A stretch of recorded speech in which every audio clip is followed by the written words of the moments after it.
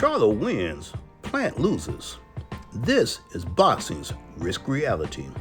Hello, fight fans. This is Coach Nathan of NS Champ 7-part boxing series at nschamp7.com, back at you again with a recap of this past weekend's boxing showcase event, which featured middleweight champion Jermall Charlo's 6-round stoppage of Thomas LaManna, which was the co-main event.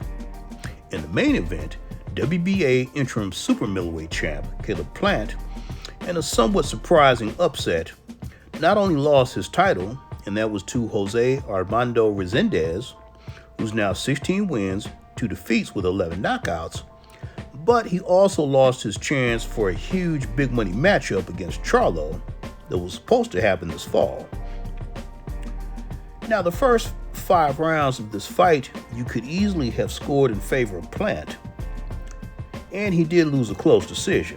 However, a commentary and video I did 3 years ago concerning Caleb's fight against Canelo Alvarez, well, I believe that gets to the heart of the matter, which is this. Caleb, who calls himself Sweet Hands Plant, needs to be transformed into Caleb Brick Hands Plant. Now, it's been 3 years and he's still suffering from the same dilemma. Because unless you're an elite defensive boxer who moves a lot and counterpunches, such as Floyd Money Mayweather or Erislandy Lara, you're going to have punching power to stop, hurt, or cut a tough, rugged opponent, especially if he can punch.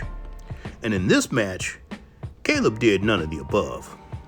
Now, this was also witnessed not only in Caleb's beatdown loss to Canelo, but his loss to David Benavidez as well. And though the new champion, Armando Resendez, doesn't appear to punch as hard as those guys I just mentioned, he does have a 70% knockout ratio in his wins.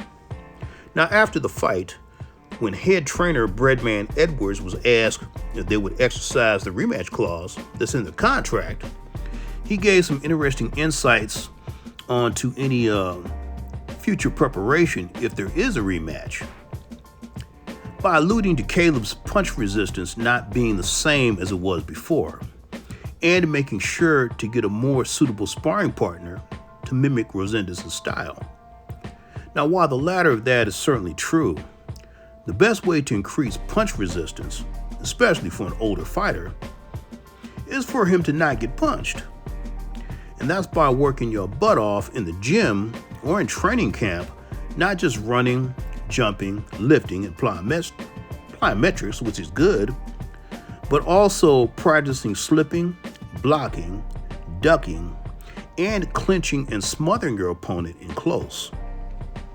And this Plant will need to do not only to win a rematch against Resendez, but to reclaim any elite status in his division, because the other top contenders, guys such as Christian Mbile, Diego Pacheco, Edgar Berlanga, not to mention Canelo and Jermall Charlo, whose jab is hard, well, all these guys have excellent punching power, which is why I also stated at the beginning of this video that the loss was a somewhat surprising upset.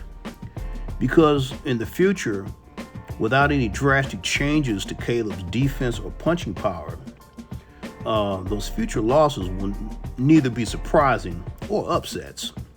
Remember, folks, if you can punch, and that's hard, a hard puncher, you're never out of the fight.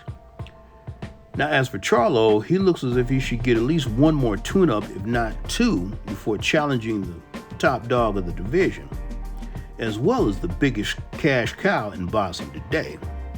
And that's the undisputed, unified world super middleweight champion, Saul Canelo Alvarez. So, that's my take on this one, folks. But don't forget, for elite boxing instruction, elite boxing analysis, and elite boxing philosophy, click that like and notification button, share and subscribe to NS Champ 7-part boxing series at nschamp7.com.